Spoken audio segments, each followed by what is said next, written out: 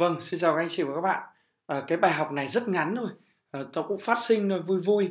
Bởi vì tôi đang, ghi hình thì, có một bạn học viên, cũng học online, cái chương trình giống như các anh chị đang làm, đang học ấy. Thì bạn vào chat thì bạn ấy, chia sẻ với tôi thì tôi thấy hay quá thì tôi muốn chia sẻ cái câu chuyện này với các anh chị. Thứ nhất là nó cũng rất là thực tế và thứ hai là cũng giúp các anh chị hiểu là như thế nào là chỉnh sửa chiến dịch quảng cáo.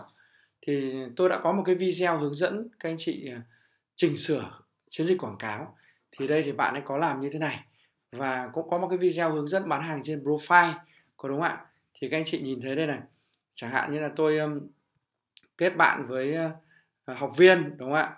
Và bạn ấy có vào hỏi tôi là "Em phải làm thế nào, em phải làm thế nào để tôi chăm sóc học viên rất là tốt?" Ví dụ thế, đúng không ạ?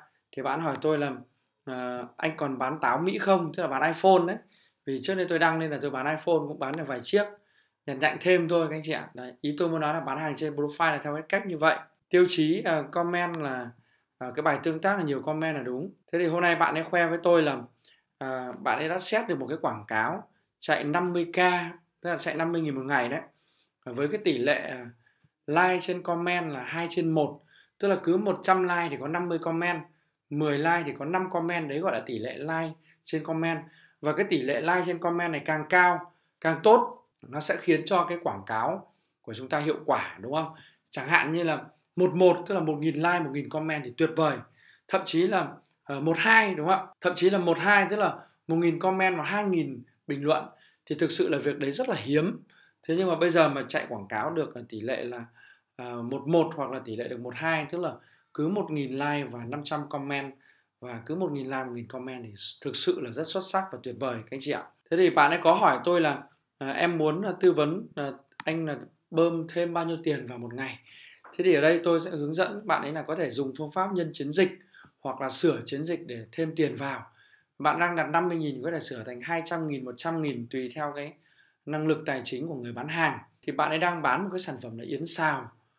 Thế thì bạn ấy lựa chọn bằng cách là thu hẹp đối tượng lại, chọn theo sở thích, làm đẹp nuôi con mang thai, đúng không ạ? Giới hạn cả bán kính nữa, đúng không ạ? Tức là thả ghim đấy. Đấy. Quan trọng nhất là nội dung bài viết phải đánh trúng tâm lý của khách hàng. Đây chính là một cái bí quyết rất là quan trọng, đúng không ạ? Viết nội dung quảng cáo như thế nào cho hay thì tôi cũng sẽ hướng dẫn các anh chị thêm. Và sau 1 tháng thì em đã viết được một bài như thế.